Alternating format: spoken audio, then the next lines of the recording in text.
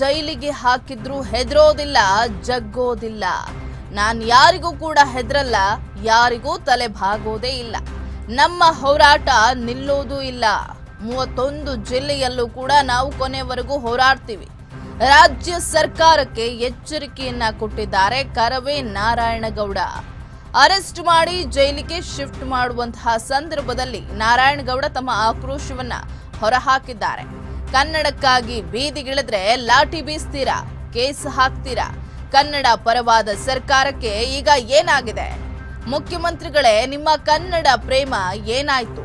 ನಿಮ್ಮದು ಬರೀ ಬೂಟಾಟಿಕೆ ಸರ್ಕಾರ ಅಂತ ನಾರಾಯಣಗೌಡ ಆಕ್ರೋಶವನ್ನ ಹೊರಹಾಕಿದ್ದಾರೆ.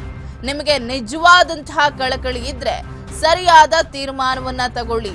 ಕನ್ನಡದ ಚಳುವಳಿಯನ್ನ ಹತ್ತಿಕ್ಕುವ ಕೆಲಸ ಆದ್ರೆ ಪಾಠ ಕಲಿಸ್ತೇವೆ. ನನ್ನ ಹೋರಾಟವನ್ನ ಮುಂದುವರಿಸ್ತೇನೆ ಅಂತ ನಾರಾಯಣಗೌಡ ಗುಡುಗಿದ್ದಾರೆ.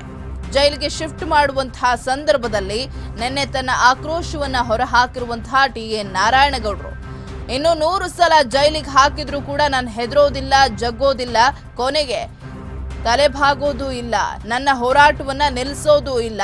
31 ಜಿಲ್ಲೆಯಲ್ಲೂ ಕೂಡ ನಾವೆಲ್ಲರೂ ಒಗ್ಗಟ್ಟಾಗಿ ಹೋರಾಟವನ್ನ ಮಾಡ್ತೀವಿ ಅಂತ ಹೇಳಿ ಆಕ್ರೋಶವನ್ನ ಹೊರಹಾಕಿದ್ದಾರೆ.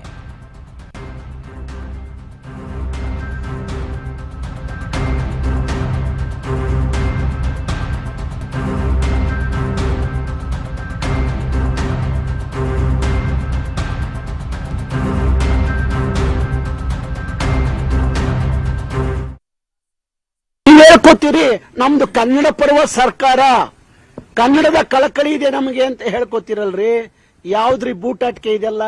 ಬೂಟಾಟಿಕೆ ಸರ್ಕಾರನ ನಿಮ್ದು? ಯಾವ್ದು ಸೀಮೆಗೆ ನಿಮ್ ಕನ್ನಡ ಪ್ರೇಮ?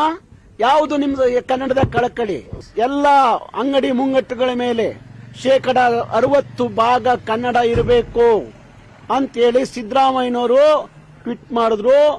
ಡಿ.ಕೆ. ಶಿವಕುಮಾರ್ ಅವರು ಸಹ ಅದನ್ನ ಒಪ್ಕೊಂಡ್ರು. ಈಗ ಇವ್ರಿಗೆ ಏನಾಯ್ತು? ಕನ್ನಡದ ಅಭಿಮಾನ ಕಳಕಳಿ ಏನಾಯ್ತು? ನಾನು ಅವ್ರನ್ನ ಪ್ರಶ್ನೆ ಮಾಡ್ತೀನಿ. ನೀವು ನಿಜವಾದ ಕನ್ನಡದ ಕಳಕಳಿ ಇದ್ರೆ ನೀವು ಸರಿಯಾದಂತ ತೀರ್ಮಾನವನ್ನು ತಗೊಳ್ಳಿ. ಇಲ್ಲದೆ ಹೋದ್ರೆ ಮುಂದೆ ಲೋಕಸಭಾ ಚುನಾವಣೆ ಬರುತ್ತೆ. ಕಲಿಸ್ತೀವಿ, ನೀವು ಪಾಠ ಕಲಿಸ್ತೀವಿ. ನಮ್ಮನ್ನೆಲ್ಲ ಬಳಸ್ಕೊಂಡ್ರಲ್ರಿ ನೀವು. ಚುನಾವಣೆಗೆ ನಮಗೆ ಅನ್ಯಾಯ ಮಾಡ್ತಾ ಇದ್ದೀರಾ. ಇವತ್ತು ಕರವೇ ಕಾರ್ಯಕರ್ತರ ಮೇಲೆ ಲಾಠಿ ಬೀಸ್ತೀರಾ. ನಮ್ಮ ಹೋರಾಟ ನಿಲ್ಲಲ್ಲ. 31 ಜಿಲ್ಲೆಯಲ್ಲೂ ನನ್ನ ಹೋರಾಟ ಮುಂದುವರಿಸ್ತೀನಿ. ಇನ್ನೂ 100 ಸಲ ಜೈಲಿಗೆ ಹಾಕಿರೋ ನಾನು ಯಾವನ್ಗೂ ಎದ್ರಲ್ಲ, ಯಾವನ್ಗೂ ತಲೆ ಬಾಗಲ್ಲ. ನೀವ್ ಹೇಳ್ಕೊತೀರಿ ನಮ್ದು ಕನ್ನಡ ಪರ್ವ ಸರ್ಕಾರ, ಕನ್ನಡದ ಕಳಕಳಿ ಇದೆ ನಮಗೆ ಅಂತ ಹೇಳ್ಕೊತಿರಲ್ರಿ. ಯಾವ್ದ್ರಿ ಬೂಟಾಟಿಕೆ ಇದೆಲ್ಲ? ಬೂಟಾಟಿಕೆ ಸರ್ಕಾರನ ನಿಮ್ದು?